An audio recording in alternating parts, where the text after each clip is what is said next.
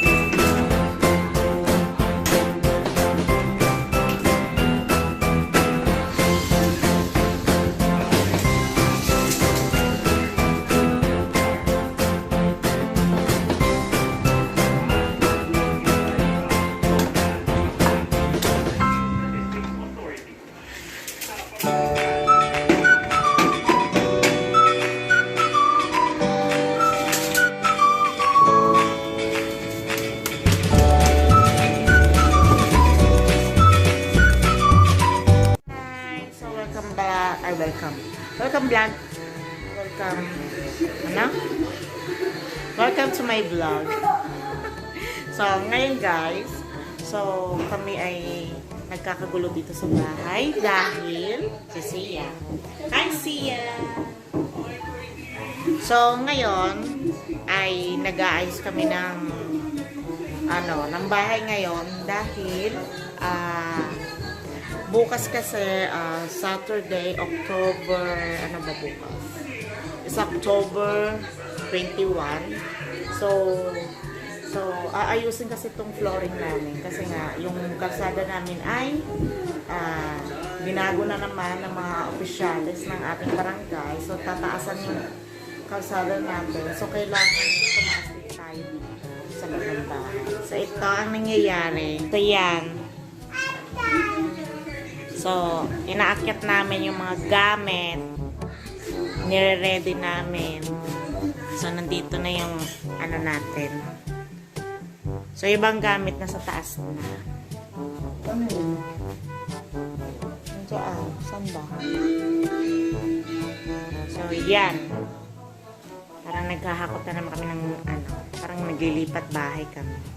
Hi, Sia! Hi guys, good morning. It's a Saturday night. It's a rainy day. So, umuulan ngayon. So ito ang update sa kagabi. Kasi kagabi hindi na ako nakapag-video. At, wala nga, masyadong malakas ang TV natin. So, yun nga. Guys, good morning again. So, nandito tayo sa taas, sa kwarto namin. So, ang gulo-gulo ng kwarto namin ngayon dahil inakyat namin yung mga gamit namin doon sa baba. Kasi nga, aayusin yung flooring namin. So, magtatambak sila itong araw ng Sabado. October 21 na ba ngayon? So, yun. Nandito ngayon. So, yung iba namin gamit nandito, especially yung TV. Pinasok kami dito sa kwarto.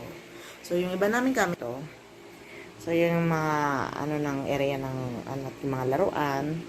So, ito pa. Tapos, yan. So, yan. Ang gulo ng higaan namin. ito pa yung mga sala. Dito.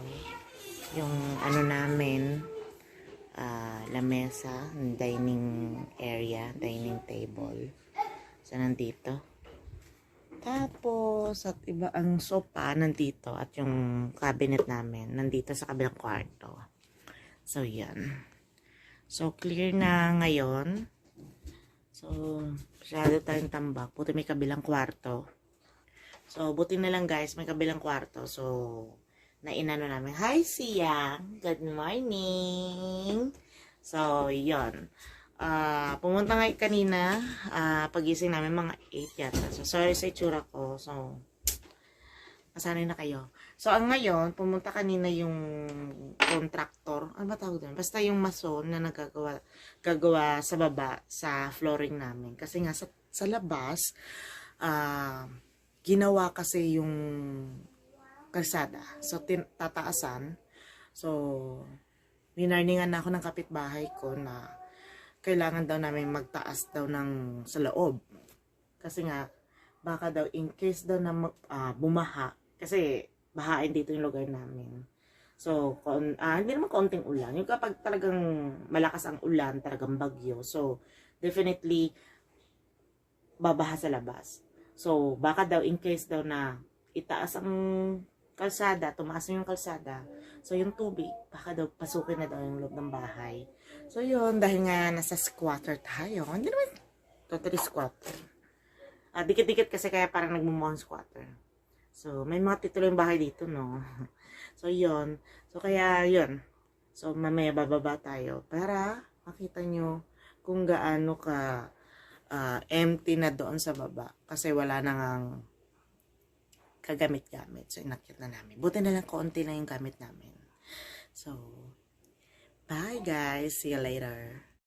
So, guys, bababa tayo. So, nandito yung mini ref namin. Nasa floor, hindi nyo nakikita. So, malang ilaw. So, ano natin? Tignan natin. Pakita kasi. So, yan. Nandito yung mini ref namin sa may stair. So, yung drawer ng cabinet namin. So, ito na guys. So, yung sa nakikita nyo. So, excuse dito sa area dahil dito kasi ito nasama sa pagpintura. At ito yung pinaka-old namin na tiles. Panahon pa ng aking... So, hi siya. So, ito na guys, yung pinaka-ano namin. So, yung flooring namin ay pinaka-old na yan. So, may biyak-biyak na siya. So,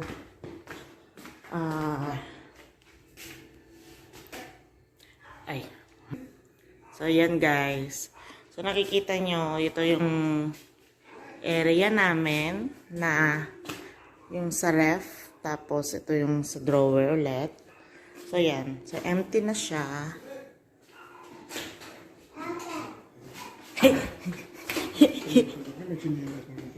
So, yan guys. So, umaga pa lang. Anong oras na? So, magna-9. So, magna-9 na. So, wala pa kaming breakfast. So, yan. Wala pa kaming breakfast, guys. Sa itsura ko ngayon. So, wala pang, wala pang hila-hilamos. So, yan. So, yan. Kailangan na nating ayusin itong flooring. Kasi mahirap na. Kasi, tinaasan yung kalsada dun sa labas. So, tinaasan yung kalsada natin sa labas. So, kailangan natin itaas din yung loob, yung flooring. So, sakto rin. Kasi nga, yung flooring natin ay may mga crack na siya. So, guys, it's 1985 pa yata. Kasi, yung brother ko, yung elder brother ko, pinanganak na siya, ginagawa na to. So, hindi pa siya yung talagang totally finished that time. So, dahil 1985 pa siya. So, ganito, napaka-old na tong flooring natin. So, yun. Nagbiak-biak na siya. So, sabi nila, wala daw bakal yung flooring. Kaya nagkaroon ng crack. At siguro manipis daw ang semento. Parang ganon. Tapos hindi pa siya waterproof. So, hi, Sia! Dance, dance, dance. Dance, dance, dance. Ayan. So, bukas ng Sunday, uumpisahan na to ng lagyan ng flooring. Flooring ba tawag? Aayusin ng flooring yung lalagyan ng kasi ngayong morning ng Sabado ay lalagyan ng bato daw. So, hindi ko alam kung anong tawag ng graba or ano. So, tatambakan. So, yung term. Tatambakan siya. Tapos, bukas ng Sunday, ang mangyayari is, yun na, magsastart na sila na maglalagay ng semento. So, yun lang. At hindi ko pa alam kung kailan naman siya malalagyan ng tiles. Pero nakafocus muna tayo, guys, sa pagtambak, pagsemento ulit. Para mataasan. Kasi yun ang aming concern. Kasi lalo na, ginagawa doon sa tapat namin, sa labasan lang, mga 2 bahay lang, nasa ginagawa na siya. So, ang taas niya nasa, kung sa flooring, dito sa hagdanan, mga ganito sa kataas ng hagdanan namin. Tinataas ng semento, doon sa labas sa kalsada. So, yun lang, guys. So, update ko kayo mamaya, kapag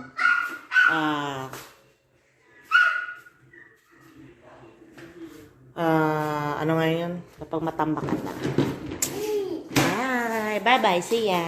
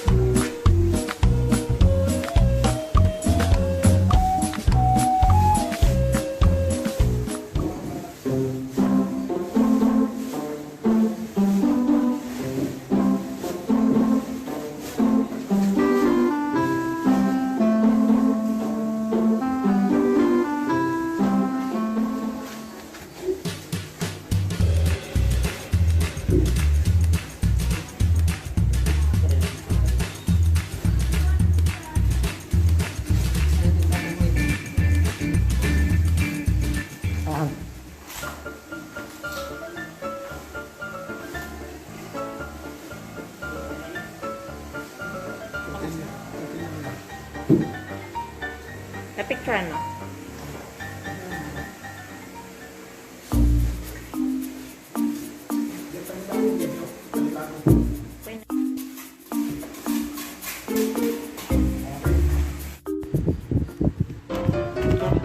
Next.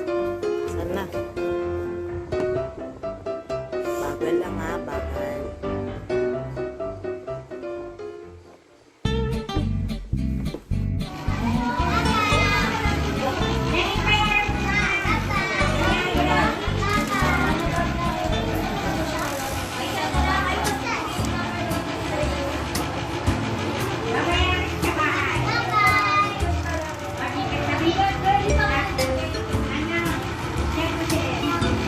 So ngayon, so ipapakita ko sa inyo guys kung ano na yung improvement na nangyari dito sa aming bahay. So lahat ng gamit namin ay nasa taas.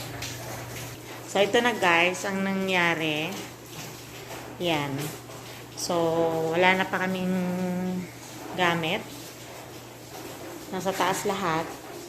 So itong part kasi nag-stop na dito yung nag-stop.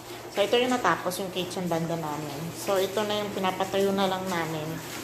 Nagawa to is yung hindi ko lang alam is 5 inches ang itinaas nito. So, yun. So, kailangan itong part na to pipinturahan na naman kasi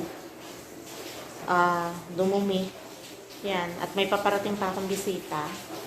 Friend pala akong darating na bisita ko, yung friend ko galing ibang sa province. So, magbabakasyon sila dito sa Manila. So, dito mag-i-stay. So, kailangan kong umarangkada na maayos tong bahay bago dumating sila. Siyempre, nakakaya naman. So, sumakto kasi na magbakasyon sila ay biglang ginawa itong bahay. So, hindi niya nga alam na pinaayos ko tong bahay. So, hi siya! So, yun guys. So, ang nangyayari, maglilinis pa kami nito. Yan. Yung mga kiniskis. So, hindi ko pa nalinis to. So, nagmo-moist pa nga siya na hindi ko alam bakit pa rin, hindi pa rin matanggal-tangal ang moist niya. So, ewan ko kung tama ba aming desisyon. Ewan ko ba?